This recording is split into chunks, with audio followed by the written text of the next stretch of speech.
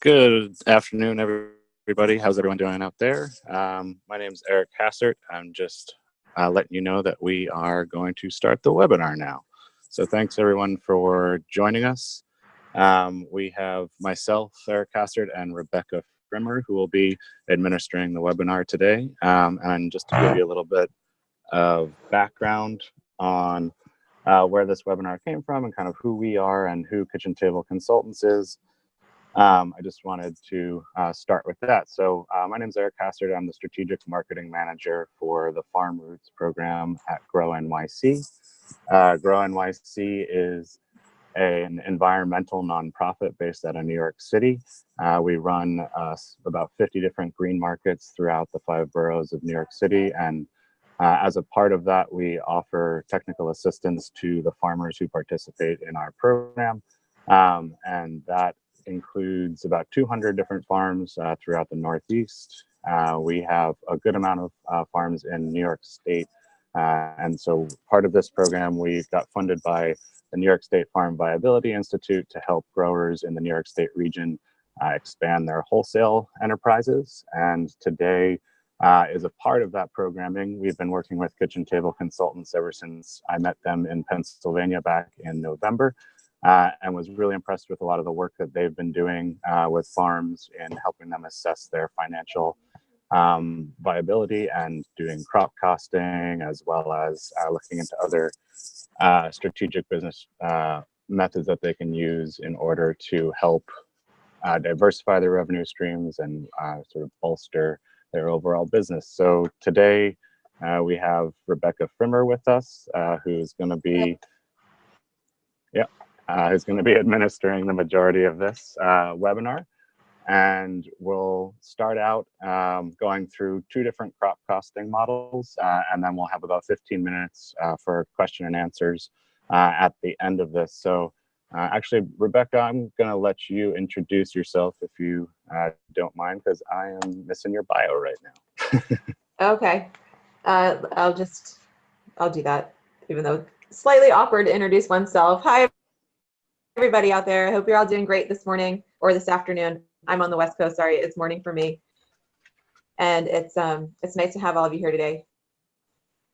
All right, so I'll read my own bio. I know it's kind of weird, but I just want you guys to know who's presenting to you. I'm Kitchen Table Consultants West Coast Entrepreneur in Residence. So Entrepreneur in Residence is the title for those of us that are or have been business owners and then are also consulting for KTC now. So we have firsthand experience of what it's like to be in your shoes and understand the challenges of being a business owner that are common to us all.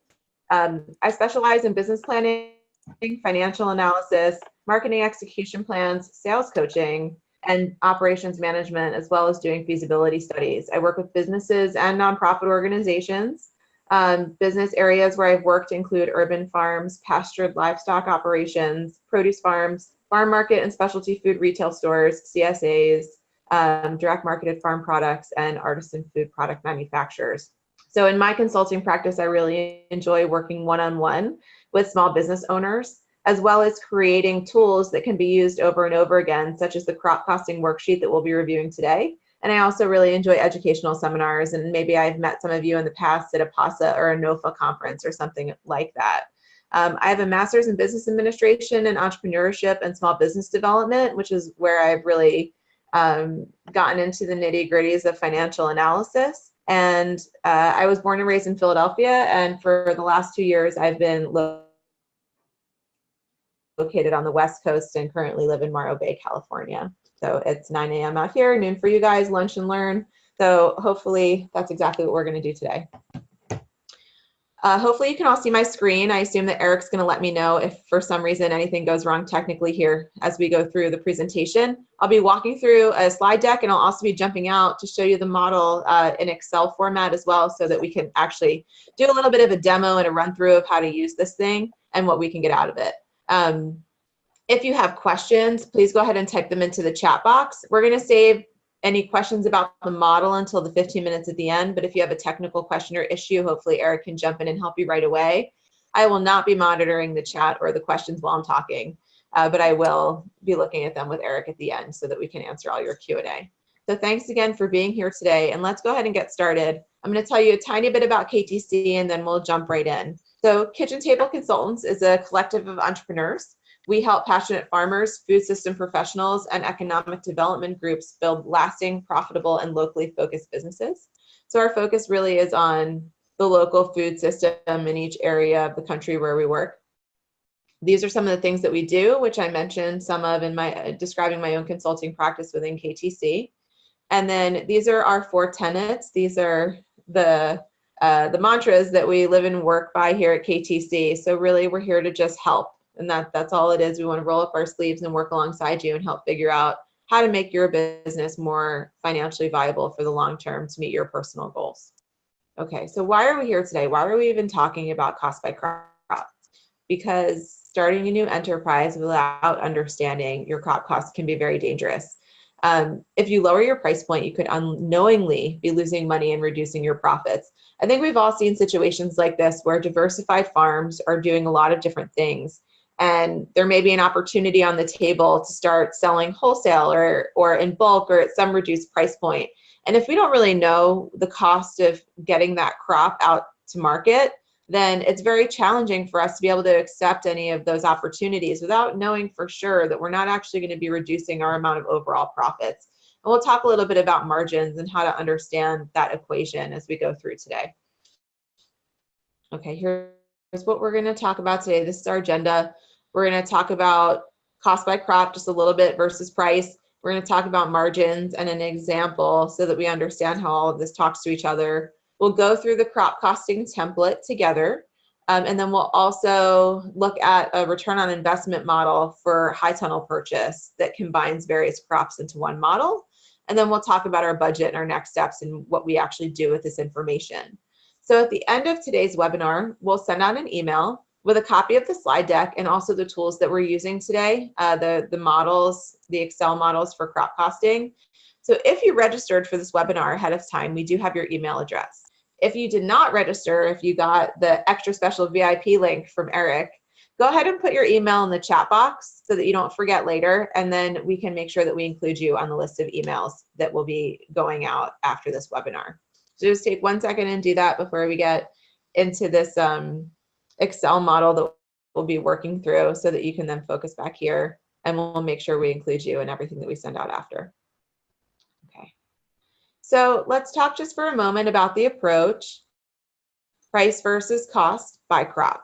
Okay, so farm finances are clearly complicated. Some of you may be using Quickbooks, some of you may not be there yet and may be doing some of your finances in Excel. But I mean, we all know that we have various types of expenses on the farm, and we have cost of goods sold, which is, you know, the first piece of the cost that we pull out when we look at the puzzle. It's the direct one-to-one costs that we have for everything that we grow. So like seeds and soil amendments and the things that we can count against each product that comes out of the field.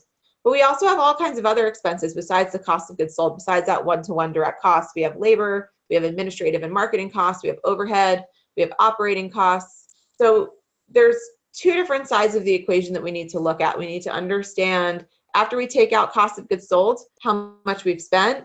And then when we combine everything that we're doing on the farm, all of that remaining margin has to cover all the rest of these expenses that are here at the bottom. So let's talk a little bit about margin, get all of ourselves on the same level here, and then we'll dive in and we'll start playing around with some crop costing tools. So margin refers to the difference between your selling price and your costs for the particular item that you're selling. So in an equation format, it's sales minus cost of goods sold equals gross profit. We often look at gross margin as a percent as well. So when we take that gross profit and divide it by sales, we get that gross margin percent. You know, anytime we do a percentage equation, we always take the part that we're interested in over the total times 100, and that gives us our percentage. So that's this equation that you see right here on the screen.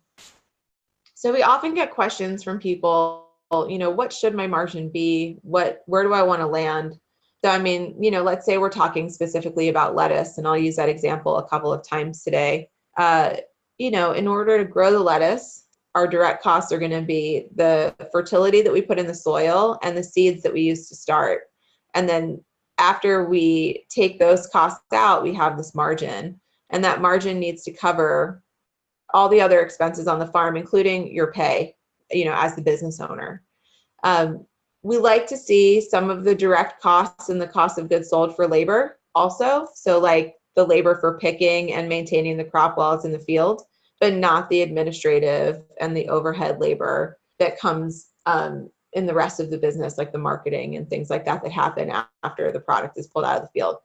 So in answering that question, generally, what should my margin be? You can see a couple of rough numbers here on the screen. These are suggestions, just general guidelines. Every business has different details, and you may have your finances structured differently in a way that could skew this a little bit.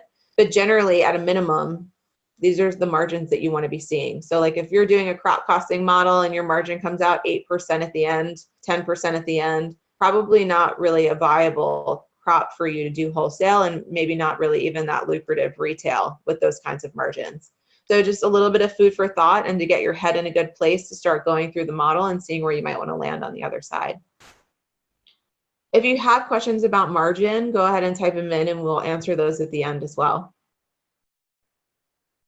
So here's another way of thinking about that. Okay, so if you're selling in wholesale and you're expecting a 20 to 25% margin on the crops that you're growing, that means all of your other expenses need to come in under 20%, right? To make sure you're not coming in negative.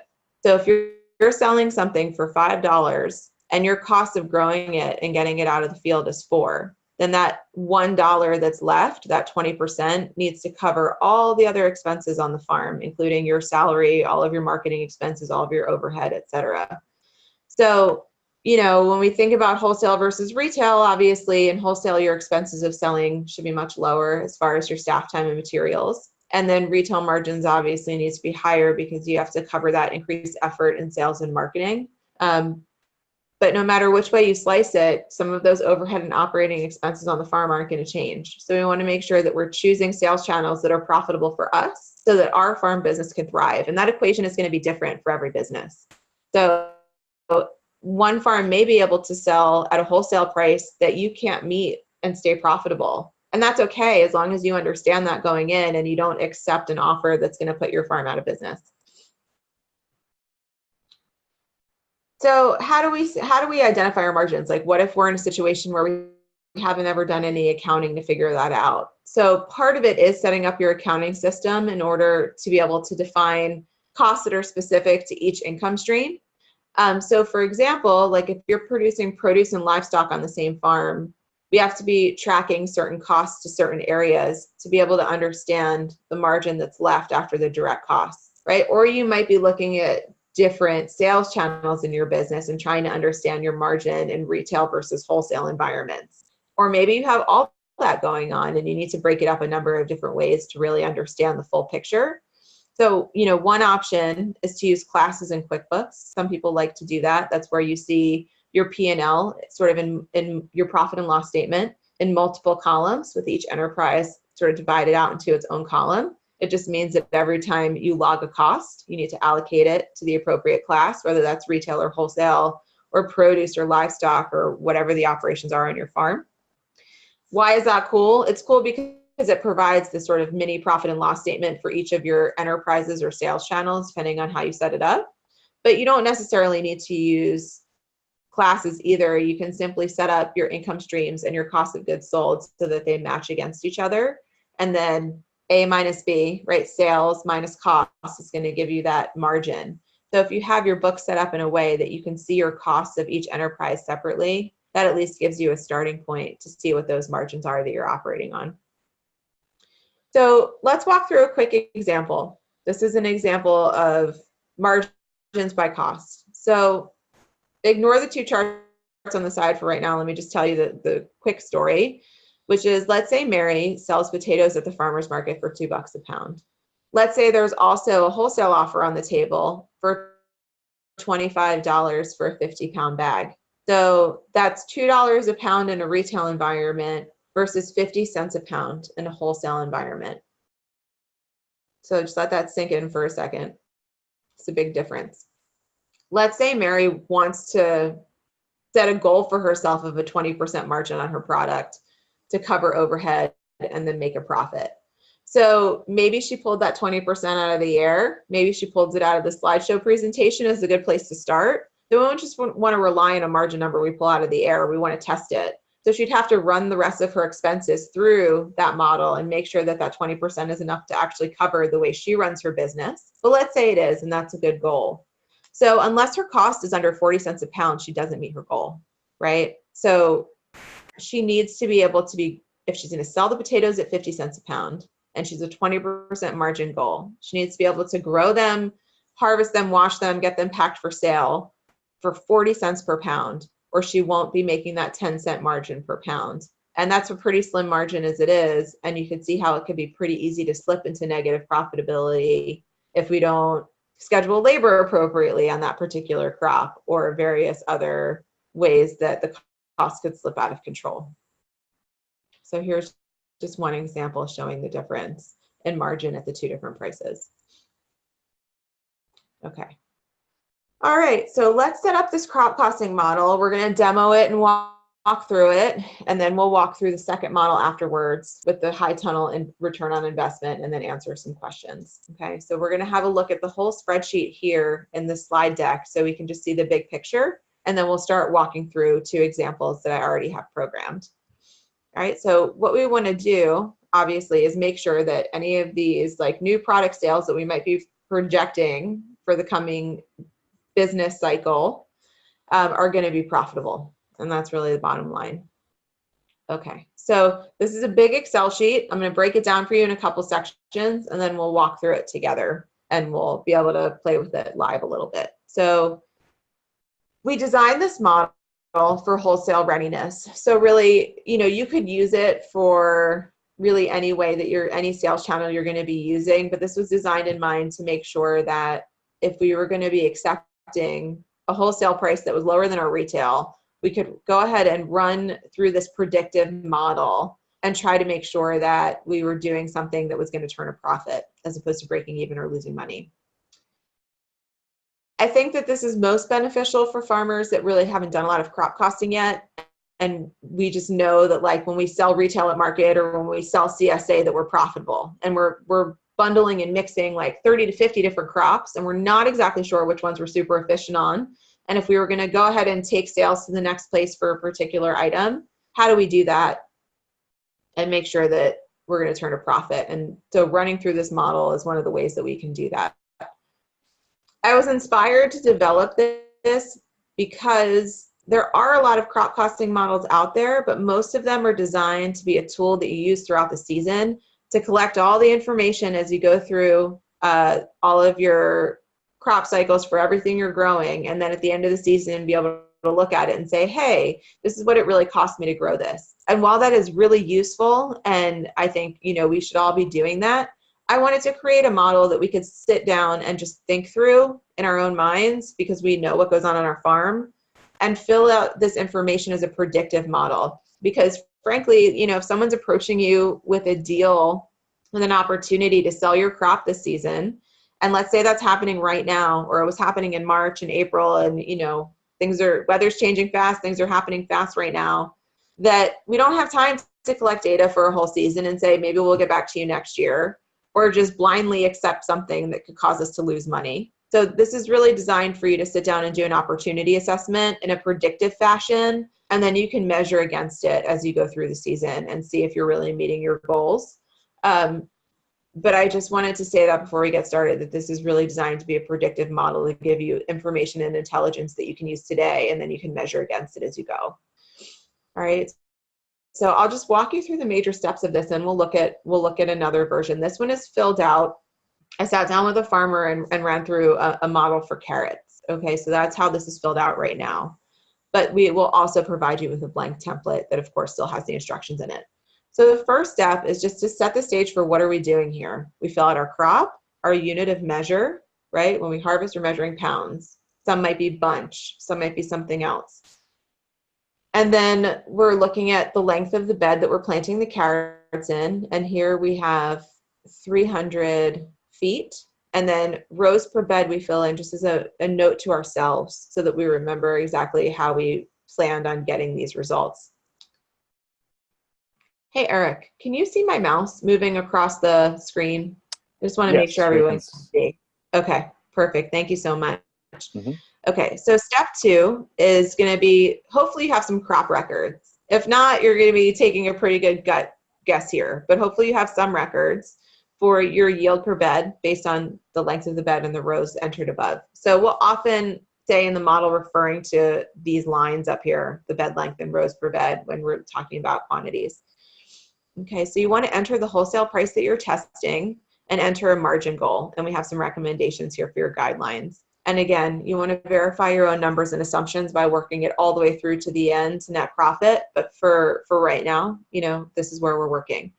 So our yield per bed here, when we say C row 9, we're coming back to the bed length. And in the Excel model, you'll see the numbers for the rows. 400 pounds. Wholesale price per unit that we're testing is 60 cents. And then the model spits us out a total sale for that amount of poundage. And then you can put in a profit margin goal. I just want to point out up here at the top, you're filling in all the cells that are peach, and all the cells that are gray are going to calculate themselves. We didn't lock the model because I personally don't like it when people do that. Like, what if I found a way that I wanted to change? What if another farmer found a way that they wanted to change this just to tweak one thing for their farm? I don't want to make it locked. But I will tell you that, if you write over a gray cell, you're probably going to write over a formula. So do a save as before you even get started and save your initial version of the model in case you need to go back. Okay, and then in step 3, you're going to enter the number of beds you plan to plant with this bed length specified up here in the peach cell right here. Okay, and then that's going to calculate for you a projected revenue, which is, this $240 is 400 pounds times 60 cents, and then a budget for your expenses and a budget for your profits. How did we get those budgets? Based on the 20% profit margin goal. So if we changed that, the budgeted expenses and budgeted profits would change. Okay, and then it multiplies it out over here times the number of beds, which in these gray rows below, just simply pick up what you've entered here in the peach and repeat it. Okay, so first 3 steps, setting the stage for what you're growing and how much, testing the wholesale price and the margin to get this set up for an equation. Okay, this is all going to happen with just filling in the peach. And then the model's all on one page, but for the purposes of showing it to you, it's on a couple slides here.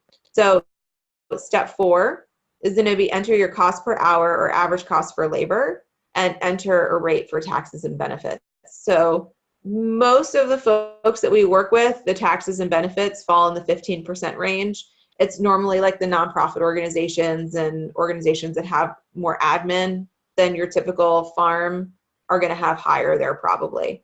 So we put in a field labor cost, and then we get an effective labor cost per hour down here at $14, which is like, the cost of having the employee plus their pay.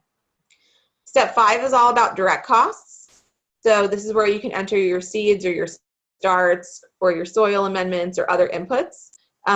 If you don't know what your starts cost, like if you're doing transplants of tomatoes or something like that, there's a greenhouse costing model to this that I'll show you guys in a few minutes to calculate your cost of starts.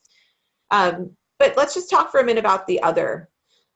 The other could be used for any direct cost that needs to be tracked by bed. And I didn't put anything in specifically here because I think it really varies depending on the crop that you're planting. But if you have other specific direct costs, you can throw them right in here, and you can add a comment so you remember what you were doing there, or you can just write over the other one or other two if you want to.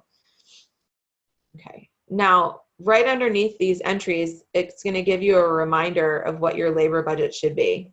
So if we scroll back up for a second, we have budgeted expenses. Those budgeted expenses are going to include your direct costs and your labor. Okay, because remember, this is a cost of goods sold model, so we're not going all the way down into the whole farm costs right now.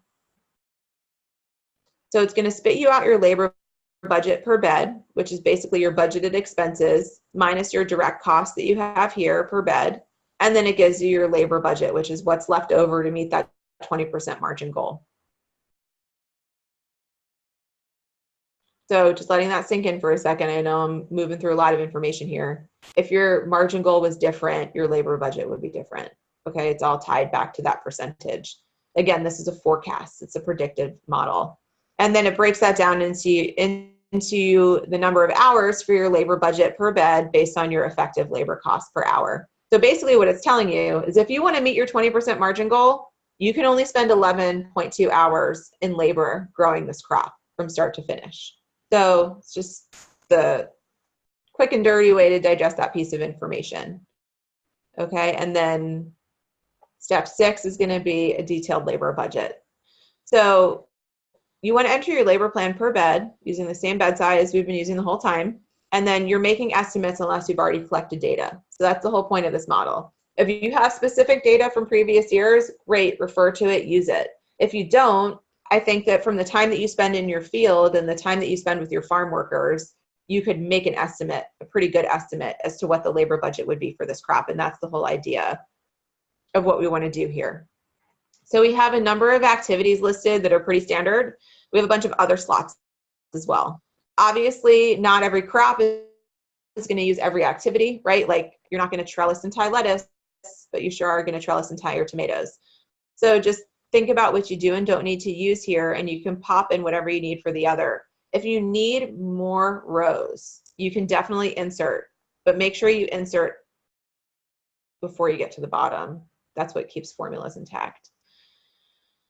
All right, so there's 2 columns here, the number of passes down the row and the time per pass, right? So just grabbing one example out of thin air here, the bed preparation, there's 2 different passes down the row to prepare the soil for planting, 20 minutes per, right? Or down here, harvesting the carrots and getting them up to the wash shed, that's 1 pass down the row at 120 minutes. So instead of writing 2 hours, you're writing 120 minutes because the model is going to add up all your minutes and then give you an hours total here at the bottom, okay?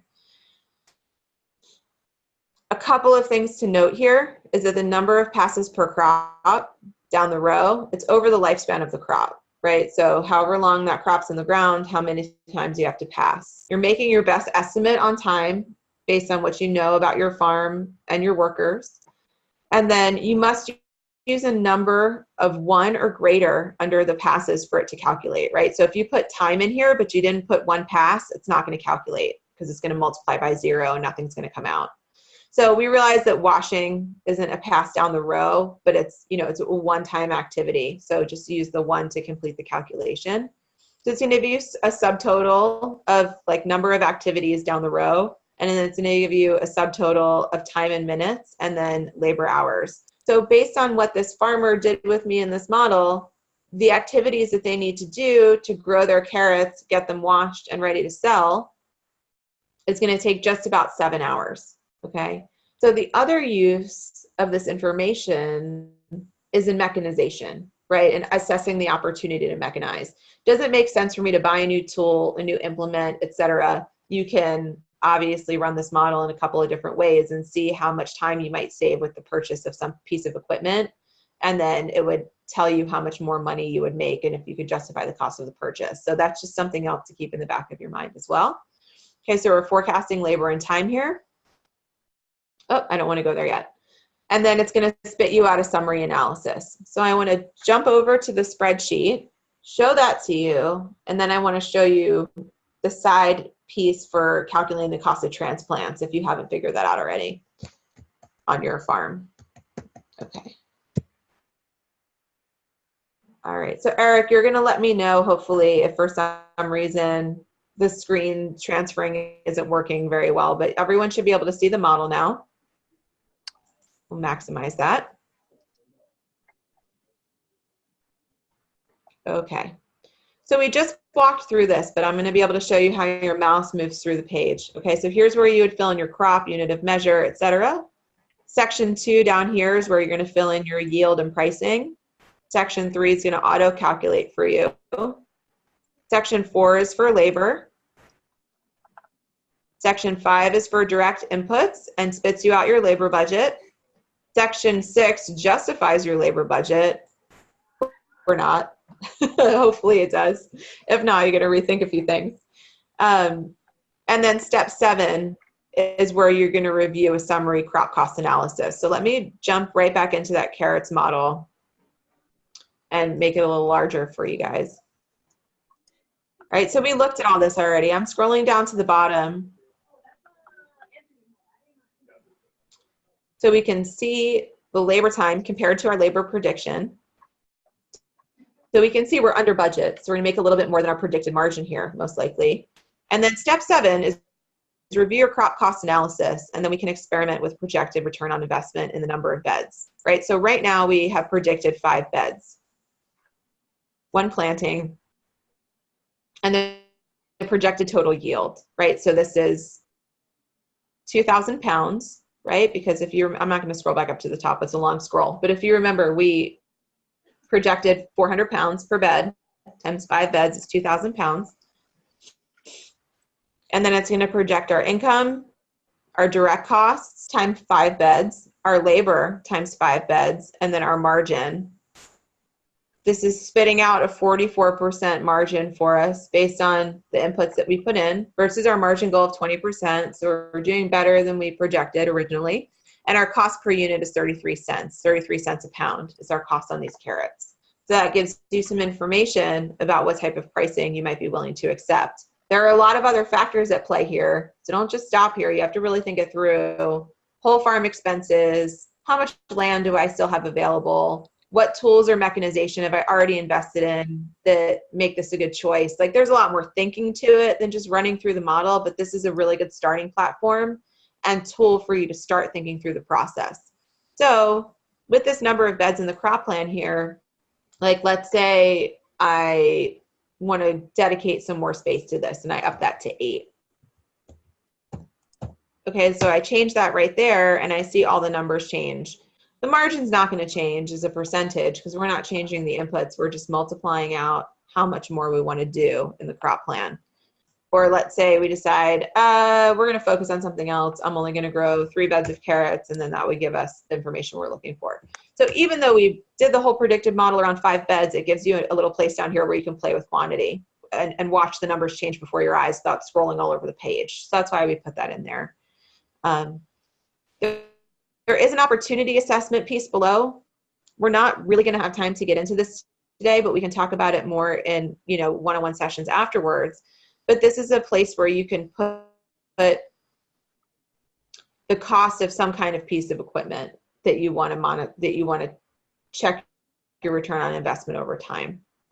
So in this particular example, it's the same carrots. I'm just scrolling to the bottom. We looked at financing a root washer purchase with 25% of that purchase assigned to carrots, right? And then we can put a cost of a payment in here. Let's say it's like $500.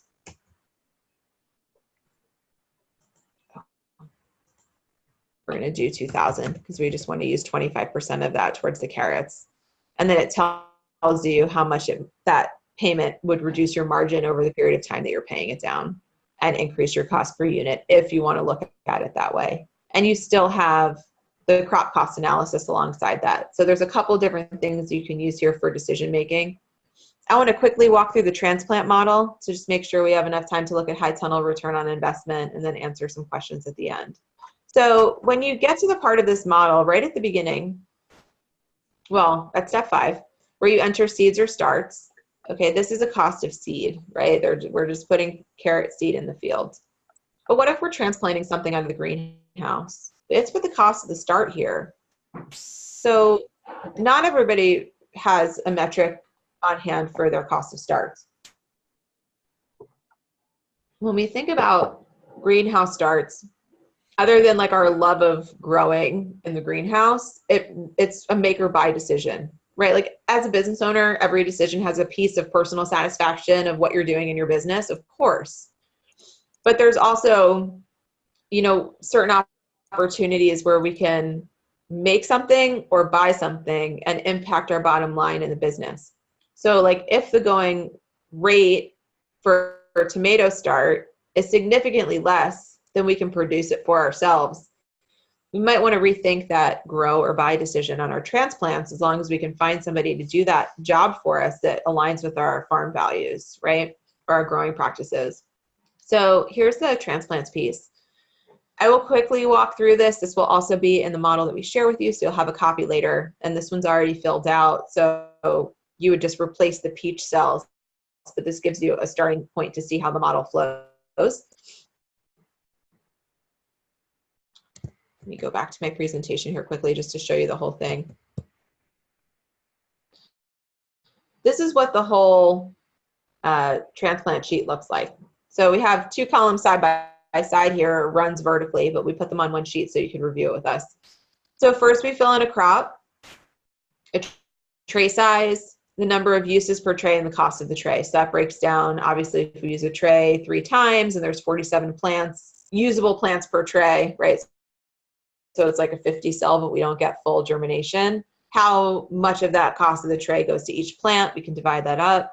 So we have to put in some other costs here, right? The cost of the seed per tray, the cost of the potting soil per tray. You're going to have to do that breakdown at some point, right? A volume of bulk soil and how many trays can I fill to get that cost.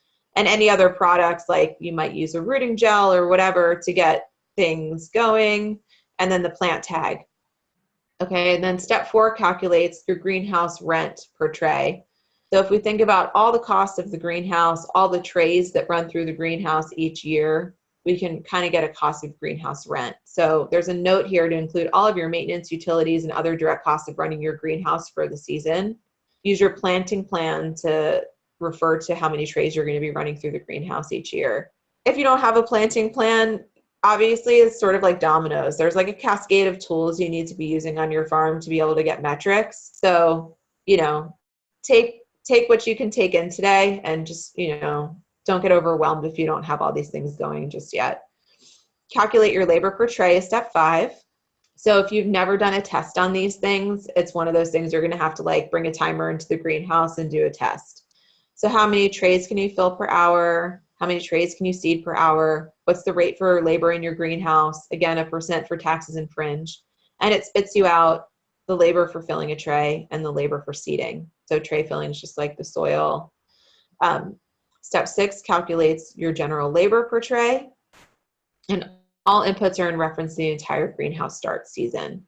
So hours per week of general labor in the greenhouse, the number of weeks that you're using the greenhouse to get all your starts going, and then your total cost of general labor in the greenhouse for starts, and then your greenhouse labor per tray. Again, this comes back to the number of trays going through the greenhouse per year up here.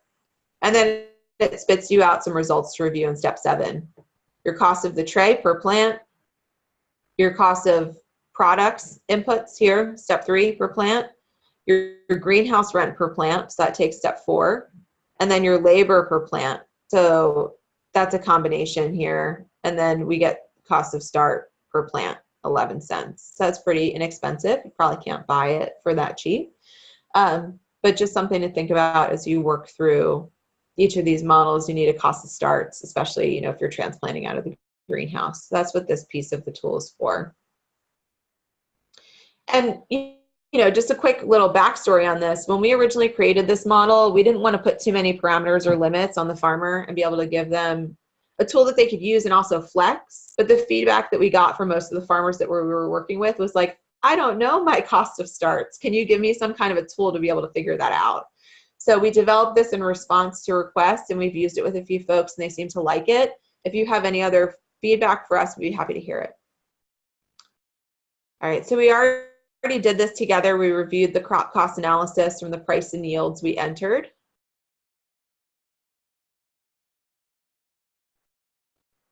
Okay, let me go back to my model here.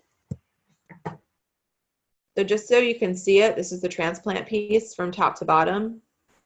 And if you're curious, you can mouse over any of the equations and see how they're being derived so that you really understand what's going into each of these. But, you know, that's a little time consuming, and you can do that on your own if you'd like to.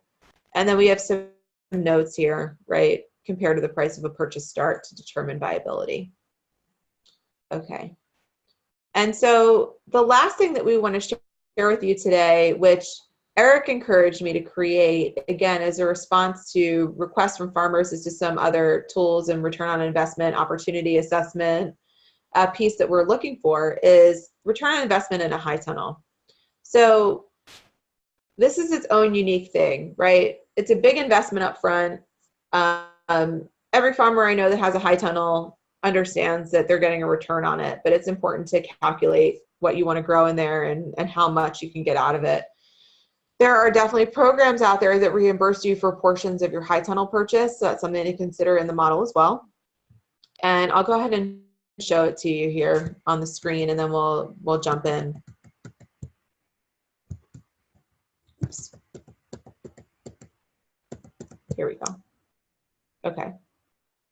Here's just a screenshot of the model, and again, we'll quickly walk through it. This is a real stripped down version of the crop costing model, basically, that does some high tunnel return on investment calculations for you as well.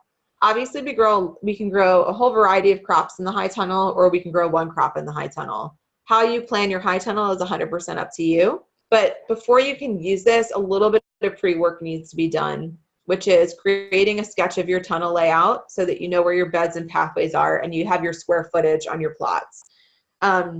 You want to determine the usable beds or plots, whichever you want to call it, in your tunnel and the associated square footage of each.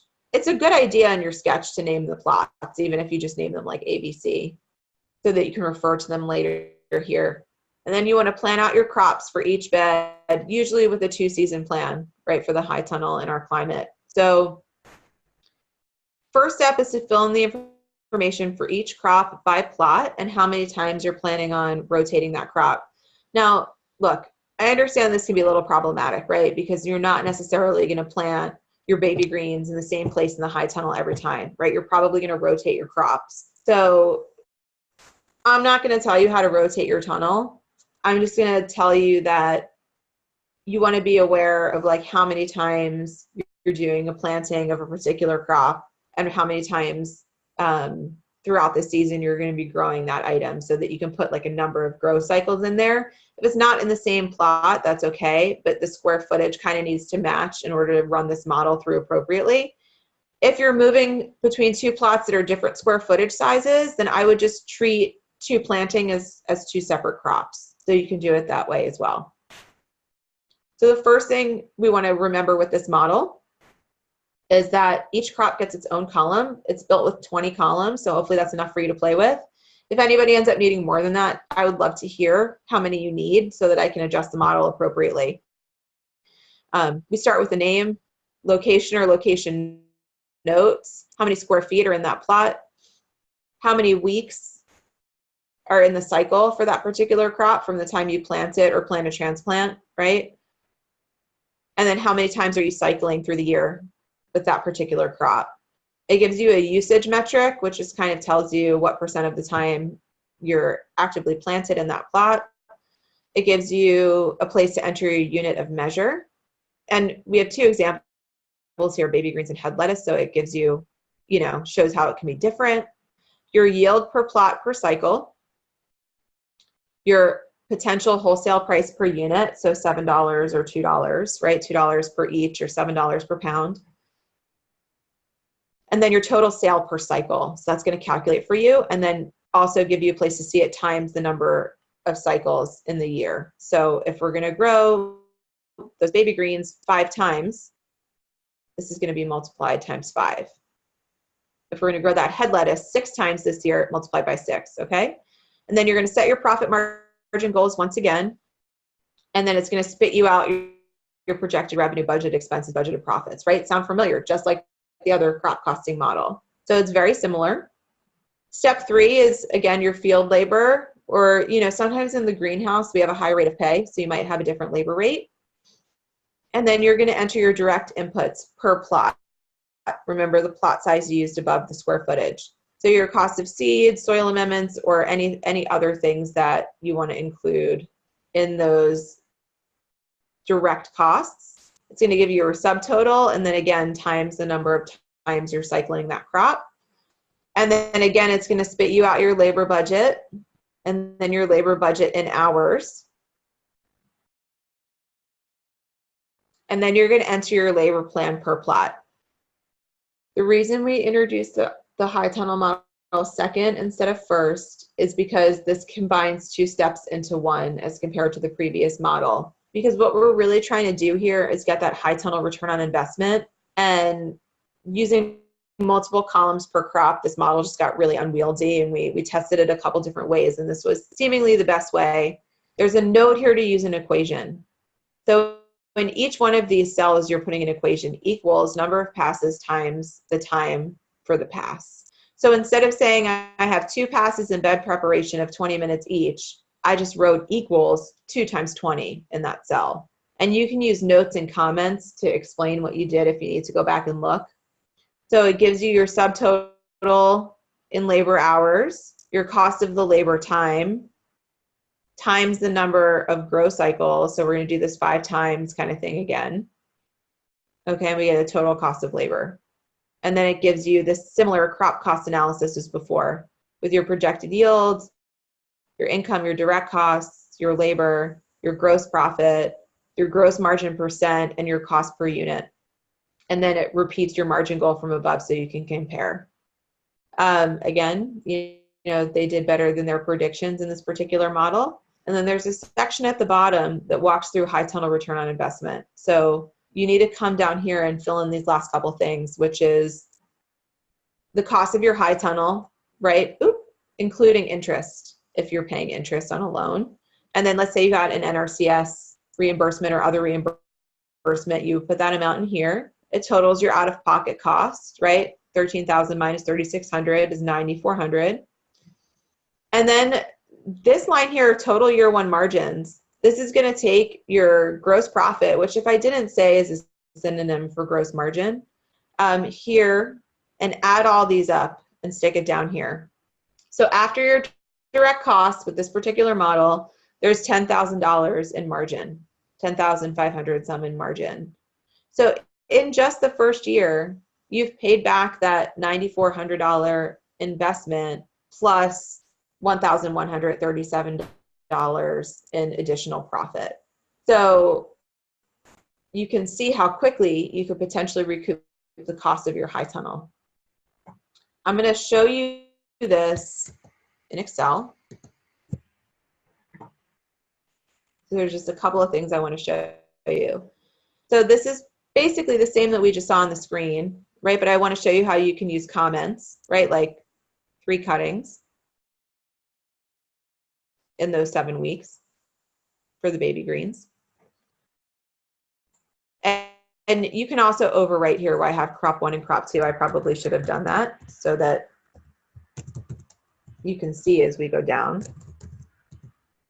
Right, as we scroll down, we can still see which crop we're using. And then I want to go down to the analysis section so I can show you. So here we have our inputs, right? And again, we can use comments. So this $55 other is for the bags for packing the baby greens.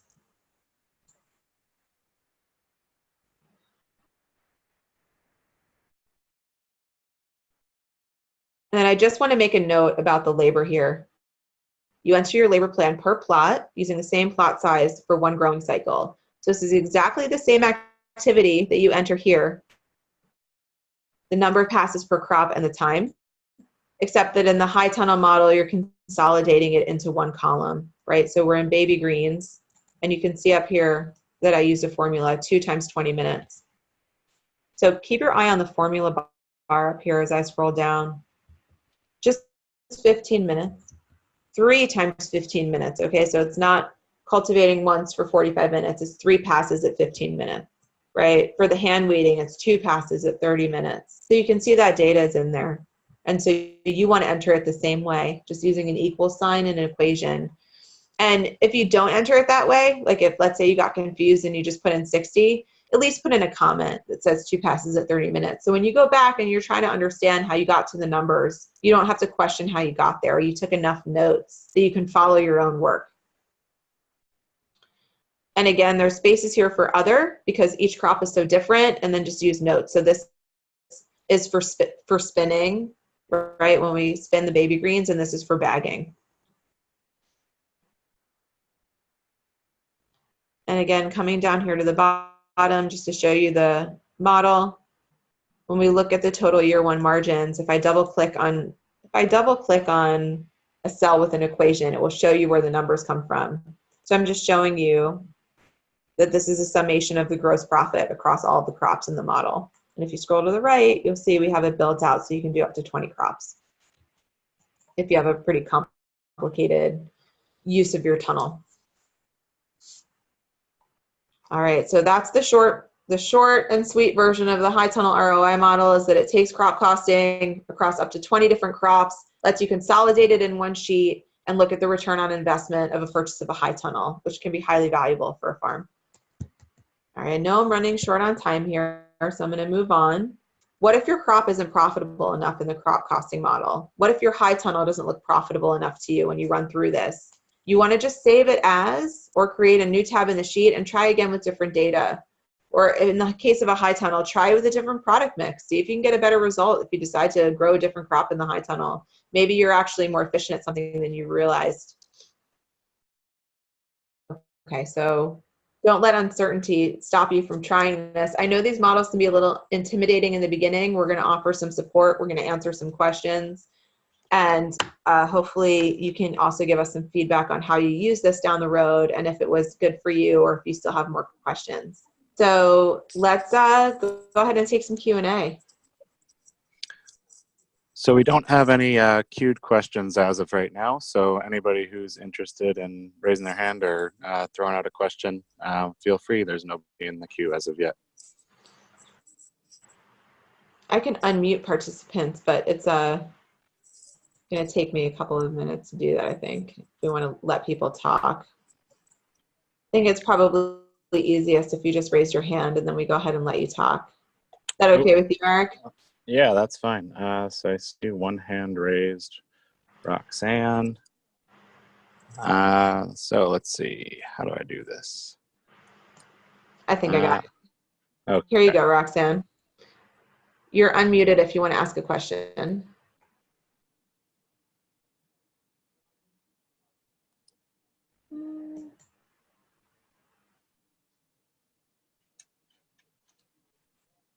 Are you there?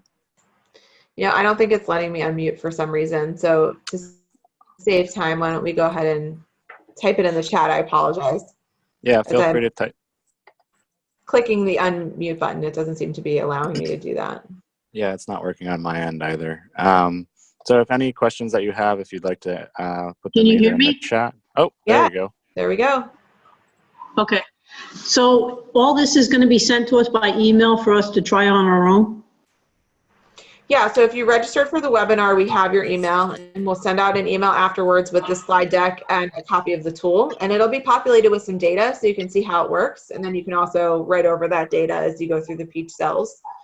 If you, like I said before, if you didn't register for the webinar, make sure you pop your email into the chat box so we can add you to that list and make sure we get that out for you.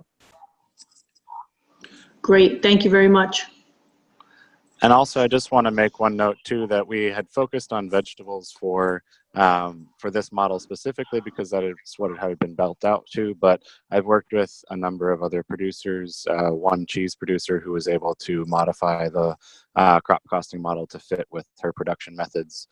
So if you're interested in going down anything like that, we can try and develop some additional models for other products because I know that there was a variety of different producers who had registered for this, and so we'd be happy to follow up and see how we could further develop the model in the future with you. So we have one question from David McGee. This is a very good tool. Do you have something similar for pigs or mushrooms? So we don't have anything for pigs or mushrooms developed as of yet. Have you, Rebecca, done anything on your end with Kitchen Table? Livestock is a little trickier when it comes to modeling like this because of the lifespan of the animal and the fact that not all the animals go to harvest, right? Like if you think about a vegetable costing model, you plant it and then you have a certain yield and that goes to market. But with animals, we have to care for like the mama animals or like if there are male animals that are part of that process too and you're not doing AI, like we have to incorporate all those costs. So it gets a little complicated because not all the animals are then going to slaughter or harvest. So we do have models that work for pigs, but it's not something that I can just present and hand off. Although maybe Eric and I will have the opportunity to work on that in the near future. I think that you could try to work it by entering different costs, but you have to have in there somewhere like the cost of maintaining the like the mama animals over time, because you have to feed them quite a bit. And then, there's also like fertilization and all that. So it's a little more complicated. I'm sorry, I don't have a quick, easy answer for that one. So we have another question from Mary Beth saying, suggestions for costing a crop which has more than one yield, ? Example, dahlias for cut flowers and tuber sales. Some production costs are shared, some unique. That was a lot of questions rolled into one. So let me just take that first piece with like the multiple cuttings. I think you can treat it like baby greens in a similar fashion, right? Like when we look at a planting of baby greens, it's over a period of time and we take multiple cuttings. Just like the example in the high tunnel return on investment piece where we said we were doing 3 cuttings. So we're just looking at the yield of the life of that particular crop in that season. So I get with like certain cut flowers, you're going to get more than one cutting. I think you could treat that exactly the same way. You just have to think about the labor and the number of times you're running down to harvest and like labor for a longer period of maintenance because you're doing multiple cuttings off one crop. What was the second part of that, Eric? The second part of that was specifically in regards to dahlias for cut flowers and tuber sales. Ones that have production costs that are shared and also have unique production costs. So production costs that are shared gets a little bit tricky, but there are ways to do that. So when we were looking at, and I don't know if this answers your question, but hopefully it starts to answer your question. When we were looking at the carrot example with the root washer return on investment, we're looking at a particular piece of equipment like the root washer, which is going to serve a number of different crops coming out of the field, right? Maybe we're going to wash carrots, maybe we're going to wash beets, maybe we're going to wash potatoes, whatever it might be. So based on what we plan on doing in the whole season on our farm, we're making an assumption here that 25% of the use of that item is going to the carrot costs. So I would say just think about it in that way, like a slice of pie. So if you have a circle that's all of the use of that shared item, divide it into wedges, and then take that percentage of the cost and allocate it to that particular crop. Hopefully that answers that question. Now, Nick asked, he was wondering if you think it would be possible to modify for beekeeping and honey production. Probably, but that's one that I don't have a ton of personal experience with, so I couldn't say, if you think about the model, all we're doing is we're taking the direct costs and all of the direct labor to understand what like the minimum price is that we could accept where we would still be contributing some margin to the rest of the overhead costs of the farm, right? That's where that term contribution margin comes from in the first place. It's the margin in your business is left to contribute to the rest of the cost beyond the one-to-one direct cost. So I don't know, I like to use like other tangible examples when we talk about this. So like if I buy a bottle of kombucha, right? There's the bottle, the label, the cap, and then everything in it, the vinegar, the tea, the starter, the tea, the sugar, the whatever flavor you might add. Those are all of the direct inputs that come to each bottle. But let's say, your margin that's left over is only $1 at the end. Is $1 off of every bottle enough to cover your overhead costs of renting your space, your marketing, your insurance, the vehicle payment, the logistics, all of that? So it's really just about building the model in a way that you can understand what that margin is that's left to contribute to covering the rest of your business. So I don't have details on beekeeping for this. We could definitely play with it, but I would say that that's the high level way that you want to think about it to make it work. And anyone who's interested in a follow-up one-on-one consultation with either Rebecca or myself, I had sent you an email with the link from my personal account, ehassert@grownyc.org. You can feel free to reach out to me there or just shoot us a chat note here with your email address, and we can follow up with you on that as well, outside of just providing the tool, which we'll be following up with everyone on. Awesome. Well, I want to thank everybody for their time and attention this morning and just be respectful of the 1 hour that we have allocated for this morning. I'd love to hear feedback from you. I'd love to hear how this works from you or any challenges that you came up against. All the tools that we create are evolving. We use them with our clients. We use them with people that we meet at conferences and presentations. And then, we often come back and modify something if we pick up on a better way to approach it. So we'd love to hear from you. Please be in touch. This is my cell phone number and my email address. And if you for some reason don't receive the follow-up materials that you are supposed to, you can follow up with Eric or I, but they will be on their way to you shortly. And thank you so much, Rebecca, for taking the time to explain your model with everyone. I think it's been really, really helpful for a lot of different farms that I've seen over the last few months. And I think everybody who's in attendance would really get something great out of it, just spending some time working with either of us on it. I also wanted to do a quick shout out to additional webinars that we're going to be hosting with Kitchen Table Consultants coming up on May 20th. Rebecca will be doing one for the chart of accounts and how to set up your chart of accounts so that you can better assess your farm's viability and business health. And then we're also going to be doing one on June 24th, which is going to be focusing on how to expand your wholesale business specifically with buyers who are farmer focused, and how to use these crop costing tools and the chart of accounts in order to be able to make sure that you're pricing and charging exactly what you need when going into those relationships with those different buyers. So feel free to join us for those as well. Can I make some comments on Yeah, go ahead. those, Eric, before we sign off? So the chart of accounts one is going to help you understand that piece that I was talking about at the beginning, where we want to set our record keeping up in a way where we take each enterprise or sales channel and are able to compare income and costs. So if you follow the chart of accounts setup, you'll have that easier access when you're looking at your profit and loss and information. And then the second piece, we're also going to be, touching on some sales tools. I talk to a lot of farmers that are really uncomfortable in the selling space or don't really have much of a strategy. So that's really going to be about giving yourself a great toolkit to get out there and make and close sales. Great. Well, thanks everyone for attending. And one last thank you to New York State Farm Viability Institute for funding this, and for Kitchen Table Consultants for all the work that you guys have done in putting this together. We really do appreciate it. So have a good day, everybody, and hopefully we'll see you on May 20th. It's my pleasure. Thanks, everybody. See you soon. Take care. See ya.